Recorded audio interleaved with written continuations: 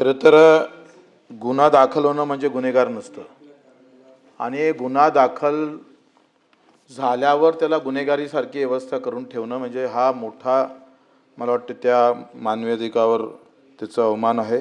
एकीकडे नागरिक सुरक्षा म्हणायचं आणि नागरिकावरच अन्याय करायचा मला वाटतं फार विचित्र पद्धत आहे। 30-30 दिवस 24 तासाच्या आत का नेत होतो आपण का काही जर त्याच्यासोबत वाईट वागला तर काय पोलीस स्टेशनमध्ये असणारे सगळेच अधिकारी चांगले आहे असं तुम्हाला समजायचं आहे का?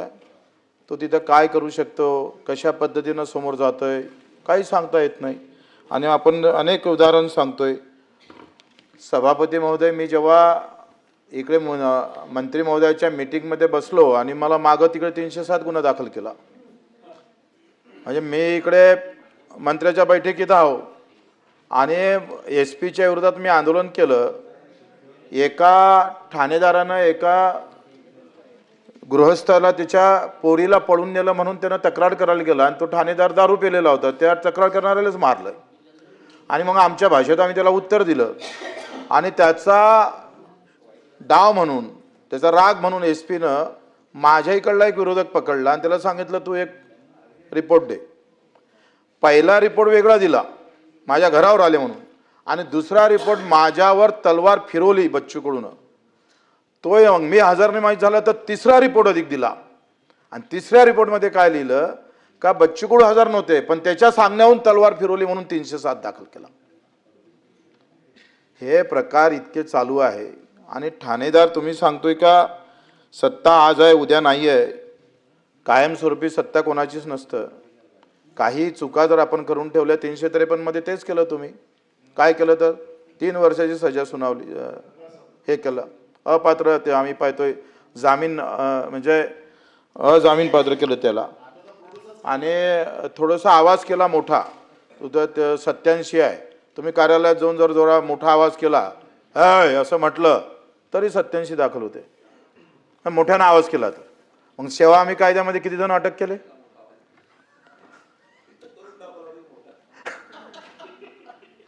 म्हणजे हे जे आपण पाहतोय, मी जेव्हा मंत्रालयात आम्ही हे झाले त्याच्यानंतर आंदोलन झाले ना, आंदोलनानंतर लगेच कायदा आला, कर्मचारी अधिकाऱ्याच्या सोयीसाठी कायदा आला 353 अशाच पद्धतीनं आपण त्याच्या आता भोगत आहोत सगळेजण, तुम्ही आम्ही सगळेजण, सगळ्याच पार्टीतले कार्यकर्ते त्याच्यात 353 मध्ये अटक होतात आणि त्याचा गैरफायदा घेत राहतोय। बरेच ठिकाणी आता तर धमक्यात देतोय, तुम्ही जर जास्त कोणी केलं तर दे 353। हा जो व्यवस्था करून ठेवली आहे याच्यामध्ये जसं आता प्रवीणजीनं सांगितलं का अटकपूर्व जामीन हे तर त्याचा अधिकार आहे ना, तो न्यायालयीन बाब आहे। न्यायालय जेव्हा त्याला अटकपूर्व जामीन मंजूर करतं तर तो न्यायालय सगळं तपासतं ना त्याचं। आता तुम्ही जर त्याला 15-15, 30-30 दिवस ठेवत असाल तर 30 दिवस ठेवलं तर तुम्हाला कस्टडीत ठेवायला माणसं कुठं आहे, जागा कुठं आहे? तुमच्या कस्टडी चांगल्या आहे? आजच जेलातले आम्ही पाहतो, तुम्ही जर तिकडे जेलामध्ये पाठवले तर तिथे आरोपीची संख्या वाढत चाललेली आहे। आपल्या कायद्यानं आरोपीची संख्या कमी व्हायच्या ऐवजी वाढते आहे आणि तुम्ही पुन्हा अधिक तेच करताय। म्हणजे 24 तास जर आपण त्याला मोकळा, एकतर त्याला बेल भेटायचं नाही तर आपण MCR झाला तर आपण त्याला जेलात पाठवायचं आहे। आता PCR मध्ये तुम्हाला ठेवण्याला जागा कुठे आहे तिकडे पोलीस स्टेशनमध्ये? आपण त्याच्या म्हणजे या सगळ्या गोष्टी आपण तपासल्या पाहिजे आणि याच्यात काय होऊ शकते तुम्ही लक्षात घ्या का आजकाल तुम्ही शंभूराजे देसाईचं उदाहरण पहा। SP जेव्हा एका मंत्र्याचा हात पकडून बाहेर काढत असेल तर राहिलं काय शिल्लक? तो अंतर्गत वाद काही असो, पण मंत्र्याचा हात पकडून बाहेर नेतं त्याला संदेश काय जातं महाराष्ट्रभर? काय संदेश जातोय? आणि अशा पद्धतीनं जर एखादा पोलीस अधिकाऱ्यामध्ये काही पोलीस अधिकाऱ्यामध्ये एवढा माज आलेला आहे का सभापती महोदय का ते कोणाची ऐकत नाहीये, काही बिलकुल नाही। पैसे खायचा तर सुसाट आहे, म्हणजे गुटख्याचे पैसे अलग खातं, रेतीचे पैसे अलग खातं, तुमच्या काय ते फिरकी आहे, चक्री आहे, 115 प्रकारचे अवैध धंदे महाराष्ट्रात चालू आहे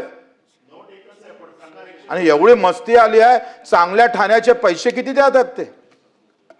कोणा मला सांगा बरं, कोणत्या आमदाराच्या मताने एखाद्याने SP नं ऐकलं आणि खरंच कारवाई केली म्हणून? उद्या आमच्यासारखा गुन्हेगार आमच्यावर 350 गुन्हे आहे, त्याच्यातले अर्धे गुन्हे सभापती महोदय फक्त फोन केल्यामुळे दाखल झाले, फोन केल्यामुळं.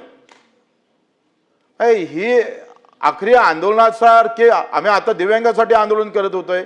एखाद्या ऑफिसमध्ये गेलो, आवाज मोठ्यानं केला, करा 353. आम्ही 350 पैकी 125 353 आमच्यावर दाखल करून टाकले. मग आंदोलन करण्याची भाषाच बंद केली.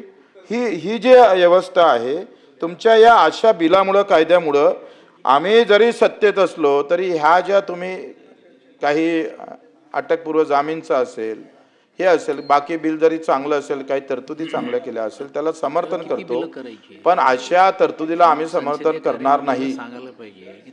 त्याला चेंज करावं लागेल, त्याचा बदल करावा लागेल. मला असं वाटतं त्याबाबत स्पष्ट भूमिका तुम्ही केली पाहिजे. काही दुरुस्त्या करणं आवश्यक आहे.